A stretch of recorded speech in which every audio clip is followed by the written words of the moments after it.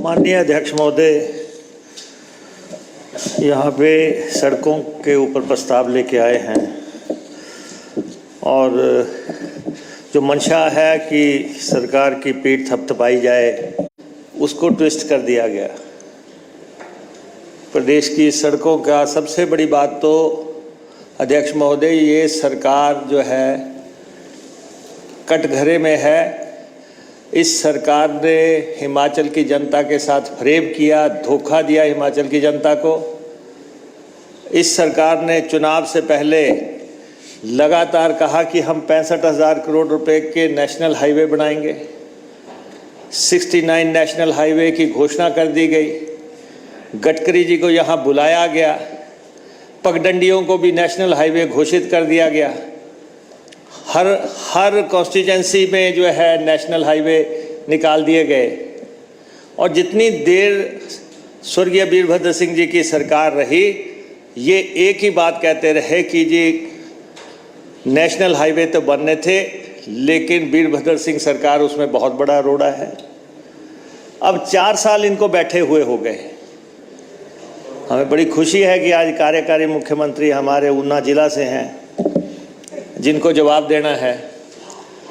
सबसे पहले तो आप ये बताएं कि 65,000 करोड़ रुपए के नेशनल हाईवे जिनकी आपने घोषणा की, उनमें आपने 1 इंच भी काम किया किसी सड़क पे?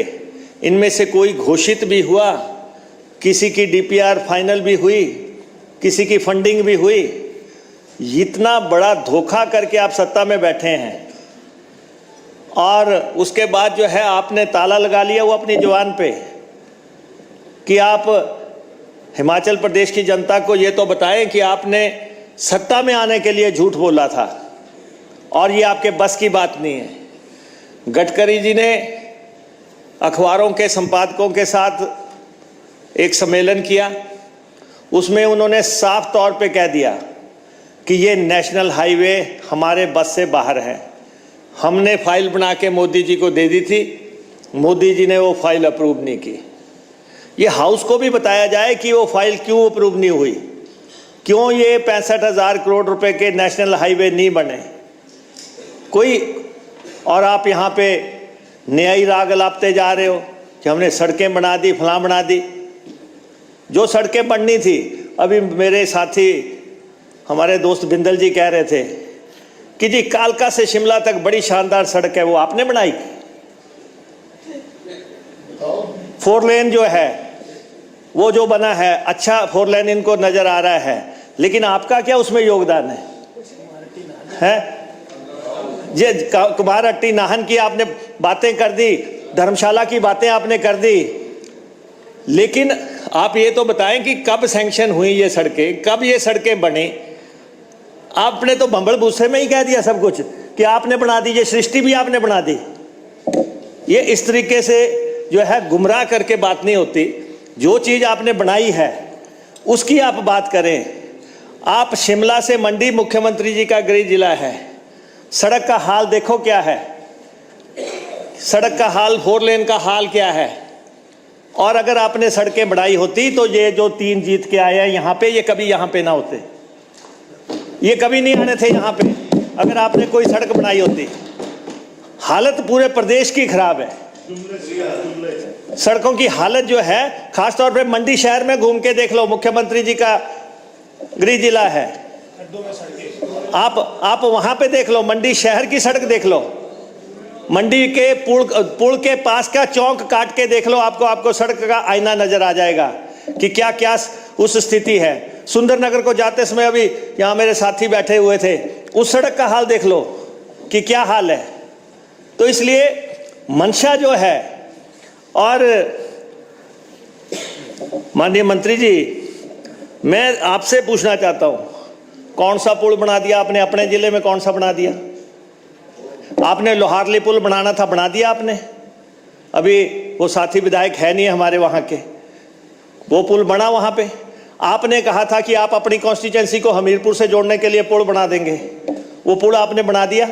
आपने कहा था हम वहाँ पे टनल बना देंगे, कुछ बना देते, पुल बनाते, टनल बनाते, कुछ तो बना देते, लेकिन कागजों में ही आप घोड़े दौड़ाते जा रहे हैं। कौन से पुल आपने अपने जिले में बना दिए?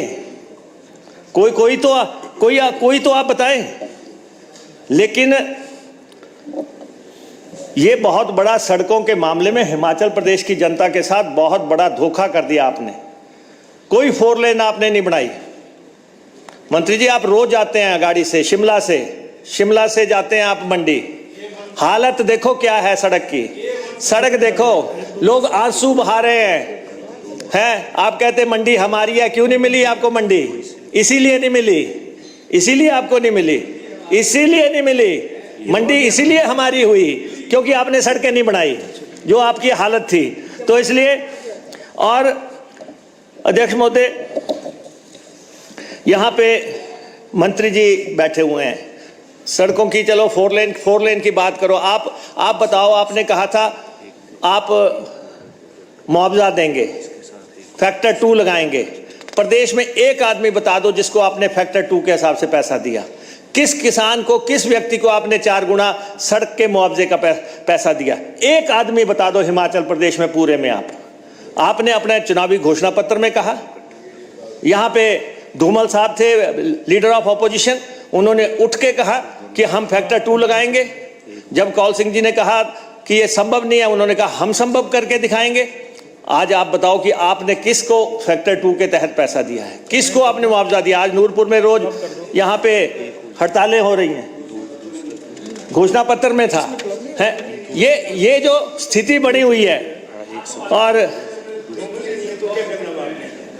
अब तो मुख्यमंत्री जी भी आ गए, और अच्छा ही अच्छा बोलेंगे, अच्छा ही अच्छा बोल रहे हैं कुछ आपका, अच्छा ही अच्छा बोल रहे हैं हम। माननीय मंत्री जी, आप जो हैं मनरेगा का पैसा जो है 5 महीने से लोगों के खाते में नहीं पड़ा।